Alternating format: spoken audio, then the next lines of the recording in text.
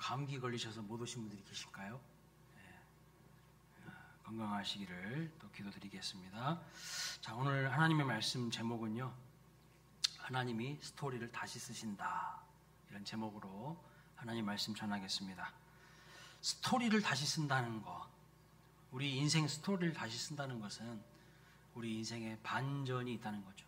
우리 인생의 반전의 역사를 하나님이 일으키신다라는 뜻입니다.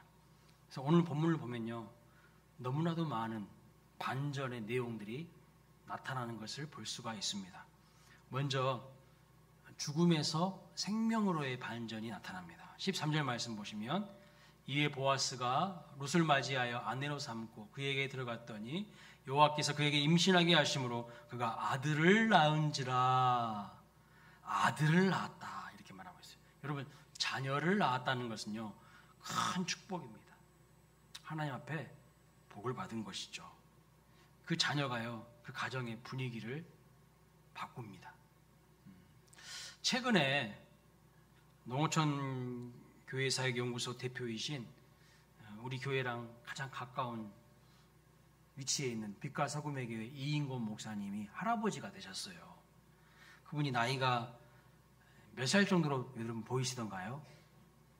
나이가 55세예요. 근데 할아버지가 됐어요. 할아버지. 손자를 벌써 봤습니다.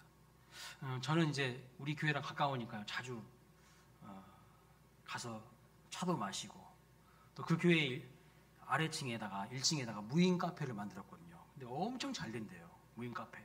그래서 거의 무인 카페가 동네 거의 사랑방처럼 사람들이 막 모이고, 목사님들도 많이 모이는데, 저도 자주 가서 이제 이야기를 하고 교제를 하는데, 서로 이렇게 대화를 하다가도요, 계속 이렇게 뭘 봐요. 뭐를 보기 보신가 봤더니 핸드폰을 열고 손자 사진을 그렇게 보는 거야. 그러면서 혼자 막 웃어. 혼자 막 웃어요. 그리고 또 손자 그 막 동영상, 그거를 보면서 얼굴이 그냥 환해지고요, 얼마나 웃음꽃이 만발한지 몰라요. 그래서 제가 그랬어요. 그렇게 좋으시냐고. 그렇게 좋으시냐고 그랬더니 너무 좋대요. 너무 좋대요. 최근에 또 우리 교회 집사님, 권사님 가정에 또 손주 보신 분이 있다는 소식을 들었습니다. 저도요, 아직 손주가 없어가지고 잘 모르겠어요. 그렇게 손주가 좋은지. 근데 저희 이제 찬호가 빨리 결혼해가지고 손주를 손녀도 괜찮아요. 저는 딸이 더 좋을 것 같아요. 손녀를 빨리 봤으면 좋겠어요. 아무튼 가정에 아이가 태어난다는 것은 하나님의 큰 축복이고 선물인데, 여러분, 왜 이게 반전일까요? 왜 이게 반전이냐면, 룻기 1장에 보시면 계속 사람들이 죽어나가요. 룻기 1장에서는 3절에 보시면 나오미의 남편 엘리멜렉이 죽어요. 그렇죠? 그리고 그 모압 땅에서 10년을 살았는데 10년 동안 누가 죽냐면 두 아들이 또 죽어요. 말론과 기론이 죽어요. 4절 5절 말씀 한번 보여줘 보세요. 보세요. 말론과 기론 두 사람이 죽죠. 죽고 세 번의 장례식이 일어나요. 얼마나 분위기가 어둡습니까? 죽음으로 가득한 시작이에요. 룻기 1장은요, 분위기가 침울하고 어두워요. 장례식이 3번이나 있어요. 남편 죽고 두 아들 죽어요. 그리고 그 당시는요, 사사가 치리하던 때래요. 사사시대래요. 사사시대 특징이 뭡니까? 왕이 없으므로 다 자기 소견에 옳은 대로 행동했던 시대입니다. 왕이 없기는 왜 없습니까? 왕이 있지. 왕이 누구예요? 하나님이시지. 근데 하나님을 무시했다는 거예요. 자기들이 하나님이 앉아야 될 자리에 자기들이 앉아가지고 자기들 마음대로, 자기들 소견대로 행동하니 암흑시대인 거죠. 캄캄한 거죠. 그리고 계속 죽어나가는 거예요. 그리고 계속 가뭄이 들었어요. 흉년이 들었어요. 얼마나 분위기가 어둡습니까? 그런데 오늘 룻기 4장 이제 마무리하면서 4장에서는 반전이 일어나는 거예요. 장례식에서로부터 시작했는데 이제 결혼식으로 막 마무리되면서 새 생명이 막 태어나는 것을 볼 수가 있습니다. 죽음에서 시작해서 다시 생명이 탄생하는 이런 반전. 그런데 결혼이 끝이 아니고 출산의 소식이 이어지는 겁니다. 이 아이만 태어난 것이 아니라 이 아이만 태어난 것이 아니라 룻기 마지막은 족보로 끝나는데요. 온통 아이를 낳았다는 이야기예요. 자, 18절부터 22절까지 보여주세요. 낳고 9번 낳았다는 이야기 나옵니다. 그렇죠? 그 전에 또 낳았다는 이야기 있었으니까 총 10번이 룻기 4장에 보면 낳았다는 이야기예요. 룻기 1장은 어떻게 시작한다고요? 죽고로 시작했어요. 근데 룻기 4장은 낳고로 끝납니다. 대반전이죠. 그래서 죽음에서 생명으로의 반전이 일어나는 것을 볼 수 있어요. 하나님이 이런 스토리를 쓰신다는 거예요. 저도요, 새 가족이 들어오잖아요. 그러면 제가 막 이렇게 침체되어 있다가다 새 가족이 오면은 제가 살아나더라고요. 공동체는요, 새 생명이 탄생해야 돼요.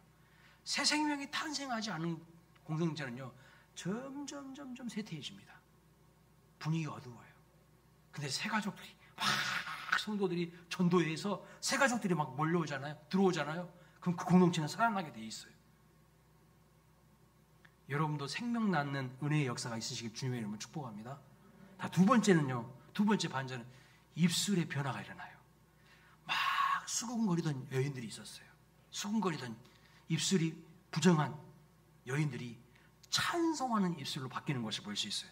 이게 반전이죠. 4장 14절 말씀 보세요. 이렇게 말합니다. 여인들이 나오미에게 이르되 찬송할지로다. 여호와께서 오늘 내게 기름 물을 자가 없게 하지 아니하셨도다. 이 아이의 이름이 이스라엘에서 유명하게 되기를 원하노라. 원래 이런 여자들이 아니었어요. 원래 이렇게 찬송하는 여자들이 아니었다고요. 오히려 수근수근거리고 흉봤던 여자들이었어요. 1장에 보면. 룻과 나오미가 베들레헴으로 돌아왔을 때에도 이 여인들이 등장하는데 그때 어떻게 반응했습니까? 이 사람들이 1장 19절 말씀 보세요. 이에 그 두 사람이 베들레헴까지 갔더라. 나오미와 룻이 베들레헴까지 간 거죠. 베들레헴에 이를 때에 온 성읍이 그들로 말미암아 떠들며 이르기를, 여기 떠든다는 것은요, 좋은 긍정적인 의미가 아니에요. 떠들며 이르기를 이가 나오미냐 하는지라. 이게 좋은 의미가 아니라, 돌아와서 반가워서 하는 말이 아니라, 너 너무 고생하고 와서 얼굴이 반쪽이 됐네, 몰라보게 달라졌다고 하면서 수근수근거린 거예요. 사람들이 수근수근거린 거예요. 흉보고 가십했던 거예요. 그런데 4장에서는요, 이 사람들의 입술이 달라집니다. 뭐라고요? 더 이상 수근거리지 않고 하나님을 찬송하기 시작합니다. 가십했던 입술이요, 수근거리던 입술이 하나님을 찬양하는 입술로 바뀌는 것을 볼 수 있어요. 이걸 누가 이렇게 만드셨다고요? 하나님이 만드신 거예요. 하나님이 그의 인생에 복을 주셔서 나를 비난하고 험담하던 자들의 입술에서 찬양하는 입술로, 나를 높여주는 입술로 하나님이 반전의 역사를 일으키시는 것을 볼 수가 있는 거죠. 세 번째 반전은 없음에서 있음으로의 반전입니다. 이 여인들의 찬송의 내용을 한번 보십시오. 14절, 여호와께서 오늘 내게 기업 물을 자가 없게 하지 아니하셨도다. 이렇게 말합니다. 없게 하지 아니하셨다. 무슨 표현이죠? 이중부정이에요. 문법적으로. 그렇죠? 없게 하지 아니하셨다. 이중부정은 강한 긍정이에요. 있게 하셨다는 거예요. 있게 하셨다. 없음에서 있음으로의 반전을 하나님이 끌어내신 것을 볼 수가 있어요. 룻기 1장은 온통 없다는 이야기거든요. 없어요. 남편 엘리멜렉을 잃었어요. 죽었어요. 남편이 없는 거죠. 두 아들을 잃었어요. 두 아들이 없는 거예요. 자식이 없어요. 그래서 미래가 없고 기쁨이 없고 평안이 없고 즐거움이 없고 감사도 없어요. 소망도 없어요. 그래서 나오미가 자기 스스로 자기 인생을 뭐라고 이야기합니까? 내 인생은 텅 빈 인생이다, 이렇게 이야기합니다. 텅 비었다고. 21절 말씀 보세요. 내가 풍족하게 나갔더니 여호와께서 내게 비어 돌아오게 하셨느니라. 여호와께서 나를 징벌하셨고 젖는 자가 나를 괴롭게 하셨거늘 너희가 어찌 나를 나오미라 기쁨이라 부르느냐. 자기 스스로를 뭐라고 말합니까? 아무것도 없어, 나는 텅 비었어, 이렇게 이야기하고 있어요. 그리고 또 하나님을 향하여 원망불평합니다. 근데 룻기 마지막 4장에서 하나님이 그에게 있게 하시는 거예요. 없음에서 있음으로. 기업 물을 자를 통해서 그의 텅 비었던 인생을요 하나님이 가득 채워주시는 것을 볼 수가 있는 것이죠. 여러분, 그러면 텅 빈 인생이 된 이유는 뭡니까? 룻기를 통해서 우리가 알 수 있는 텅 빈 인생이 되는 이유가 뭐예요? 하나님을 떠났기 때문이에요. 하나님을 떠나서 모압 지방으로 가버린 거잖아요. 하나님을 떠나서 다시 그 텅 빈 인생을 채워주시는 이유는 뭐예요? 하나님께로 다시 제대로 돌아왔기 때문 아니겠습니까? 룻에게 남편이 생겨요. 남편이 있습니다. 아들이 생겨요. 미래가 있어요. 소망도 있고 기쁨도 있고 감사도 있고 평안도 있고 안식도 있어요. 충만한 인생이 되는 거죠. 그리고 여인들이, 비난하던 여인들이 축복합니다. 수근거리던 여인들이 축복을 해요. 뭐라고요? 14절 말씀 보세요. 이 아이의 이름이 이스라엘 중에 유명하게 되기를 원하노라. 이는 내 생명의 회복자다. 내 노년의 봉양자다. 이렇게 이야기하는 것을 볼 수 있어요. 여기 생명의 회복자라는 말은요, 히브리 말로 직역하면 영혼의 소생자라는 뜻이에요. 시편 23편에 보면 하나님께서 내 영혼을 소생시키셨다는 말씀이 있지 않습니까? 바로 그 표현이에요. 하나도 없었는데, 텅 비었는데 하나님께서 그 영혼을요 소생시키십니다. 이게 반전이죠. 엄청난 반전. 네 번째 반전은 뭔가? 차별에서 인정으로의 반전입니다. 이 여인들이 룻을 뭐라고 이야기합니까? 원래 15절 말씀 보면 4장 15절 말씀 이렇게 말하면 너를 사랑하며 7 아들보다 귀한 내 며느리가 낳은 자로다. 룻을 가리켜서 7 아들보다 더 귀한 며느리라고 이야기하고 있어요.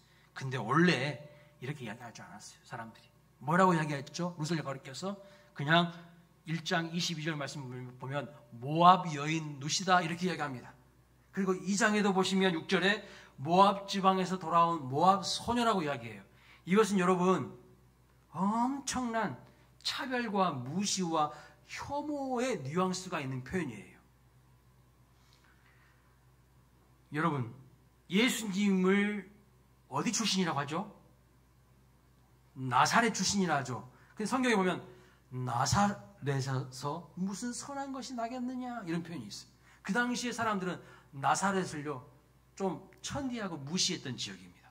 그러면 모압은요 아예 상종조차 하지 않았던 지역이에요. 이방 여인이라는 뜻이에요. 모압 여인, 모압 소녀라는 뜻은 이방 여인이라는 뜻이에요. 아주 무시하고 차별하고 천대시 여겼다는 뜻이에요. 룻을. 율법에 의하면 모압 사람과 암몬 족속은요 여호와의 총회에 들어오지 못한다고 기록하고 있습니다. 신명기 23장 3절 말씀 보면 모압 사람, 암몬 사람은요 여호와의 총회에 들어오지 못한다고 했는데 그 뜻은 무엇이냐? 구원받지 못한다는 거예요. 그 사람들은. 왜 그랬을까요? 역사적인 배경과 이유가 있죠. 하나님의 사람들을요 허구한 날 괴롭혔어요. 하나님이 하시는 일을 허구한 날 방해하고요 늘 태클을 걸고 발목을 잡았어요. 그래서 하나님이 그들은 여호와의 총회에 들어오지 못한다고 했어요. 그만큼 이스라엘 사람들 입장에서는요 무시했던 사람들이 모압 사람들이에요. 그러니까 이 룻을 향하여서 저 여자는 모압 여자야, 모압 소녀야 이렇게 부르는 말은 혐오와 차별이 담겨있는 말이었습니다.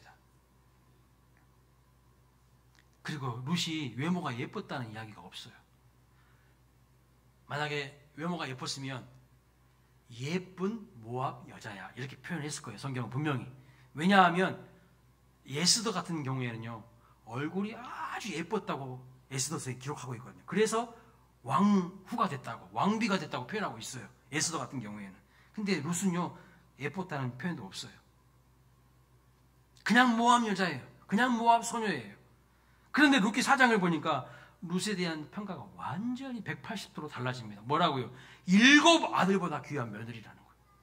누가 이렇게 말했다는 거예요? 이스라엘 사람들이 7 아들보다 귀한 며느리라고 사람들이 높여줍니다. 더 이상 그녀를 모압 여자라고 부르지 않습니다. 모압 소녀라고 깔보거나 낮춰서 부르지 않아요. 성실히 밭에서 이삭을 줍고요. 겸손하게 보아스 앞에서 은혜를 구하고요. 하나님의 말씀 앞에 순종했더니 이 여인에 대한 평가가 바뀌는 거예요. 하나님이 높여주신 거죠. 겸손한 자를 높여주신 것처럼 높여주십니다. 이제 온 공동체가 인정하는 여인이 되는 것입니다. 더 이상 차별받던 외부인이 아니라 공동체의 자랑거리가 되는 거예요. 공동체의 자랑거리. 여러분, 이스라엘 성경은 잠언 말씀 다음에 어떤 성경이 배치됩니까? 잠언 다음에 무엇이 나옵니까? 룻기가 나와요. 우리나라 성경과 좀 달라요. 성경 배치가. 잠언 다음에 룻기가 나오는데 그 잠언 제일 마지막 부분에 어떤 내용이 나온다고 제가 말씀드렸죠. 어떤 내용이 나오죠? 현숙한 여인에 대한 내용이 나옵니다. 그리고 바로 룻기가 나오는 거예요. 그러니까 무슨 뜻인지 알겠죠? 그 현숙한 여인이 누군 줄 알아? 룻이야. 룻이 현숙한 여인의 대명사야. 이런 뜻이에요. 처음에는 이런 평가를 안 받았어요. 차별받고 혐오받고 무시했던 모압 여인 룻이었는데 모든 이스라엘 공동체, 가고오는 모든 세대의 이스라엘 사람들이 존경하고 현숙한 여인의 대명사라고 하는 사람이 누구냐? 룻이 된 거예요. 역전이고 반전이죠. 다섯 번째 반전이 있는데 오열에서 미소로 바뀝니다. 16절 말씀 보세요. 나오미가 아기를 받아 품에 품고 그의 양육자가 되니 그랬어요. 1장에서는 죽었죠. 남편 죽었을 때 얼마나 나오미의 마음이 찢어졌겠습니까? 얼마나 남편 그 차가운 시체를 안고 울었겠습니까? 오열했겠어요. 거기다가 큰아들 죽었을 때, 둘째 아들 죽었을 때 얼마나 그 마음이 갈기갈기 찢겠습니까? 오열했을 거예요. 그 마음이 얼마나 고통스러웠을까요? 그런데 4장에서는 반전이 일어나요. 이번에도 그녀가 누군가를 안아요. 이번에는 시체가 아니라 따뜻한 온기가 있는 새 생명을 품에 안아요. 남편과 아들의 신체를 품에 안았을 때는 차가웠을 건데 이제는 따뜻한 부드러운 그 아기를 안으면서 나오미의 표정이 어땠을까요? 아마 이 입이요 눈썹까지 올라갔을 거야. 이렇게. 저는 입이 작아가지고 벌어지지도 않네. 기쁨의 눈물을 흘렸을 거예요. 1장에서는 고통의 눈물을 흘렸다면 이제 4장에서는요 기쁨의 눈물을 흘리는 겁니다. 반전이죠, 반전. 이걸 누가 하신다고요? 우리 하나님이 이렇게 하실 수 있다는 거예요. 또 하나의 반전이 있습니다. 어둠에서 밝음으로의 반전이에요. 룻기 1장은 온통 분위기가 어두워요. 어두워. 1장을 지배하는 단어들을 보세요. 흉년이 들었어요. 이주를 합니다. 이사를 갑니다.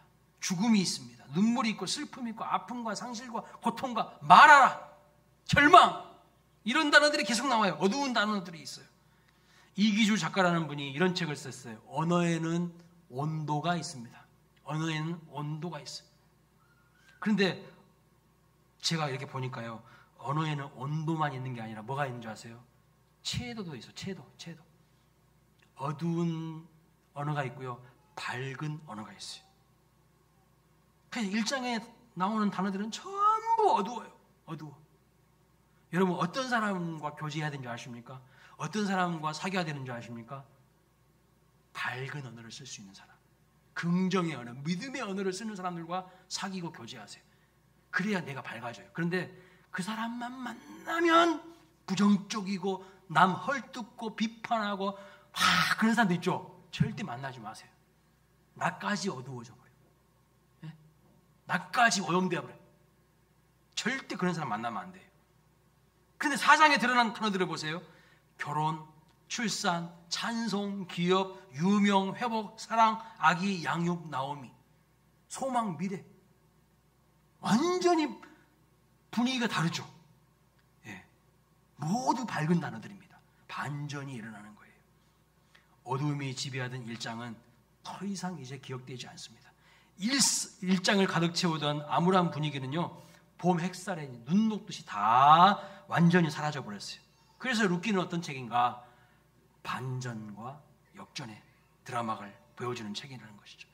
나오미가 여자 욥이라고 말씀드렸죠. 그 욥의 마지막이 어땠습니까? 해피엔딩이에요. 갑절에 하나님의 축복을 받습니다. 그렇듯이 이 룻기의 마지막도 해피엔딩으로 끝나는 것을 볼 수가 있어요. 자, 여러분, 여기까지 말씀을 들으면 여러분 어떤 생각이 드세요? 어떤 마음이 드세요? 와, 좋겠다. 와, 부럽다. 이렇게 생각하고 끝나면 안 된다는 것입니다. 예?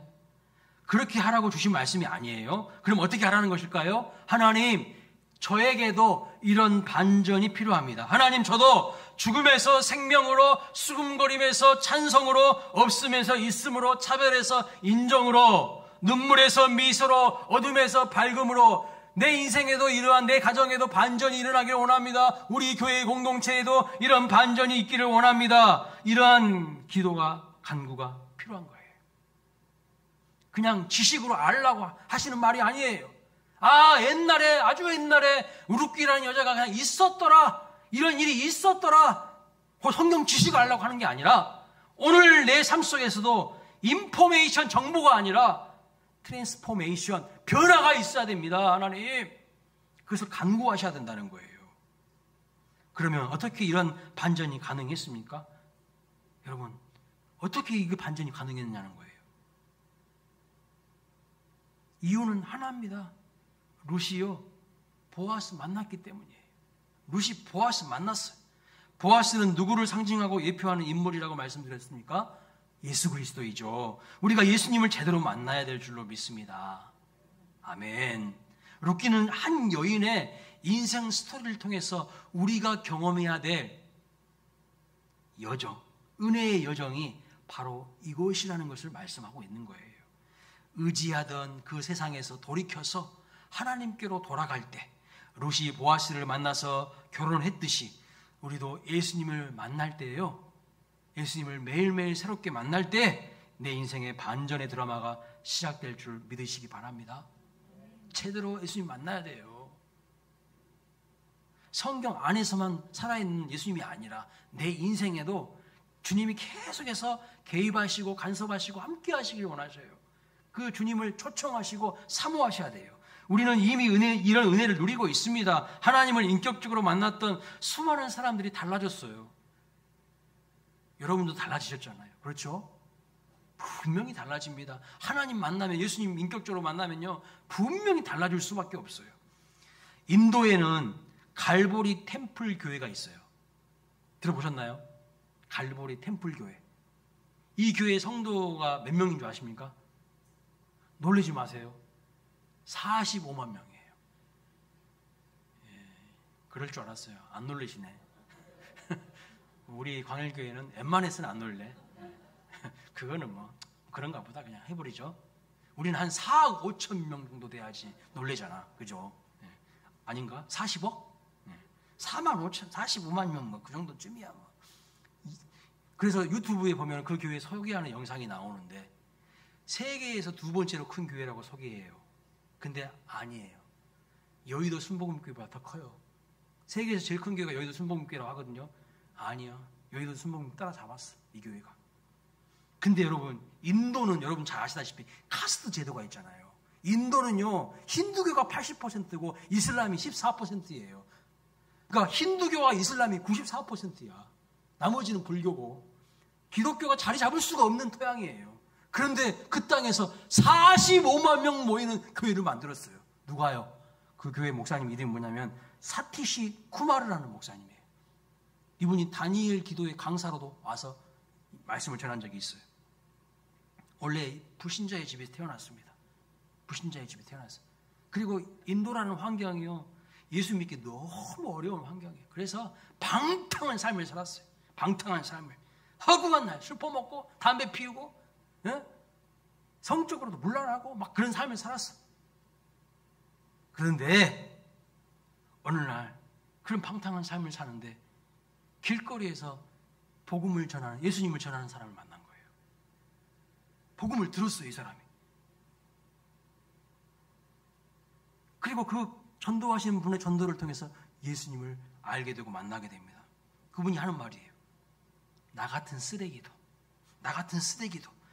예수님을 정말 만날 수 있습니까?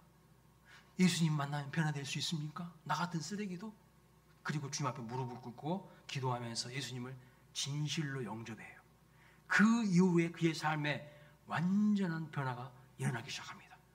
그래서요, 전도자가 되었고 2005년도, 지금으로부터 20년 전이죠. 2005년도에 인도의 갈보리 템플 교회를 세웠는데, 개척했는데 지금 20년 만에 45만 명 됐어요. 와, 어마어마하죠. 52일 만에 느헤미야가 성벽을 재건했잖아요. 그 말씀을 딱 붙잡고 52일 만에 18,000명이 한 번에 앉아서 예배드리는 건물을요 52일 만에 건축해버려요. 어마어마하죠. 근데 그 건물에 사람들이 가득 채워져. 그러니까 바로 또 옆에다가 15,000명이 한꺼번에 예배드리는 건물을요 또 바로 또 지어버려요. 그리고 인도 도처에 그 교회, 지교회가 막 생겨요. 45만 명이 예배드린다니까요. 그 힌두교가 바글바글 거리는 그 나라에 하나님의 영광의 빛이 임해 있어요. 지금도 하나님은요 세계 도처에서 놀라는 반전의 역사를 행하고 계십니다. 그래서 우리는 좀 배 아파야 돼요.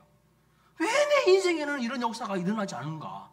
하나님이 죽으신 게 아닌데 왜 누구의 인생에는 이런 역사가 일어나는데 왜 내 인생에는 일어나지 않지? 여러분, 저도요 막 꿈이 엄청 많아요. 꿈이 엄청 커요. 예. 그래서 막 하나님 앞에 구하는 거예요. 하나님, 내 인생 한 번밖에 없는 인생인데 이렇게 무의미하게 희지부지 끝나서는 안 되잖아요. 하나님 하면서 막 저는 막 부르짖습니다. 왜냐하면 하나님은요 충분히 능력을 행하실 수 있는 능력의 하나님이시기 때문에, 전능하신 하나님이기 때문이죠. 정말 방탕하게 살던 이 평범한 인도 소년 속에서 예수님이 계셔서 반전의 역사를 경험하고 있지 않습니까? 오늘 우리는 룻기 말씀을 통해서 옛날에 그냥 그런 이야기가 있었구나, 부럽네, 이 정도의 인포메이션, 성경 지식을 얻는 것으로 끝나서는 절대 안 됩니다. 룻기의 인생에 일어났던 이 반전의 은혜가 하나님 나에게도 필요합니다. 하나님 나에게도 은혜를 주시옵소서. 내 인생에도 하늘문을 여시고 길을 열어주시옵소서. 간구하고 부르짖고요 소망해야 된다는 거예요. 꿈을 가지고 소망하고 나아가야 된다는 거예요. 룻기의 인생에, 룻의 인생에 일어났던 그 반전의 은혜가 나에게도 하나님 일어나기를 소망합니다. 그렇게 구하시는 저와 여러분 되시기를 축복합니다. 그런데 룻기에서 주목해야 될 부분은요 이 마지막 부분이에요. 마지막 부분이 뭐죠? 족보입니다. 그 족보의 마지막에 누가 등장하죠? 다윗이 등장해요. 최초로 성경에서 다윗이 이름이 등장하는 것이 룻기예요. 이게 왜 중요할까요? 왜 다윗의 이름이 등장하는 게 중요할까요? 자, 룻기 1장은 어떻게 시작했다고 말씀드렸습니까? 사사시대라고 말씀드렸어요. 사사시대의 특징은 왕이 없으므로 자기 소견에 옳은 대로 행동했다고 했죠. 그러니까 암흑 시대였다는 겁니다. 그런데 하나님이 그 룻기 제일 마지막에 왕을 한 명 딱 소개하고 있어요. 왕으로 오실 분, 그분이 누구예요? 다윗이라는 거예요.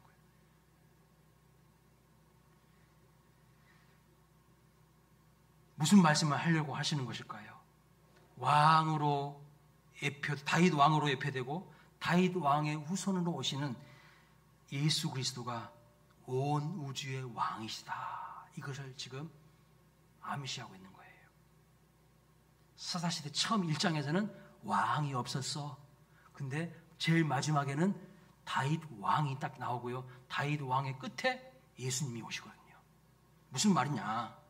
어두운 사사시대가 마무리되고 새로운 왕이신 다윗의 시대가 오고 있고, 그 다윗의 끝에 예수 그리스도, 온 우주의 왕이 오시는 것처럼 내 인생에 누가 오셔야 한다는 거예요? 내 인생의 마음의 보좌에 누가 자정하셔야 한다는 거예요? 예수님이요. 우리 자녀들의 인생에 누가 왕으로 그들의 마음의 보좌에 앉으셔야 한다는 거예요? 우리 교회에 누가 왕으로 임재하셔야 한다는 겁니까? 왕이신 예수 그리스도예요. 예수 그리스도, 살아계신 하나님이 우리 인생 가운데 임재하실 때 은혜의 반전이 일어나는 줄로 믿습니다. 그때에 우리 인생에도 하나님의 반전의 드라마가 시작된다는 사실을 믿으시기 바랍니다. 여러분, 룻이 이렇게 큰 복을 받은 이유 중에 결정적으로 그 룻을 도왔던 사람이 누구죠? 나오미예요. 나오미. 룻이 보아스 만나도록 도와줬던 사람이 누구예요? 나오미예요. 그럼 보아스는 누구라고요? 누구를 예표한다고요? 예수님. 여러분, 오늘 우리 주변에 텅 비어버린 인생들 많아요. 그래서 세상의 것들을 찾아서 눈이 벌게져가지고 방황하는 인물들이 많아요. 그 사람들한테 누구를 소개해야 될까요? 나오미처럼 예수 그리스도를 소개해야 돼요. 보아스를 소개해야 돼요. 11월 9일 새생명 전도주일입니다. 1년이 지났는데 내가 누군가에게 복음을 예수님을 한 번도 전하지 못했다. 부끄러워하실 줄 알아야 돼요. 창피하실 줄 알아야 돼요. 내가 그리스도인인데 입 뻥끗 못하고 복음을 한마디도 못했다. 그거는 회개해야 될 일입니다. 사실은. 가슴에 마음에 내가 전도해야 될 사람들 작정하세요. 내 힘으로는 안 돼요. 전도 못해요. 성령이 능력을 주시면요 권능을 받는다 그랬어요. 성령이 너에게 임하시면 권능을 받고 예루살렘과 온유대와 사마리아 땅끝까지로 내 증인이 된다고 하셨습니다.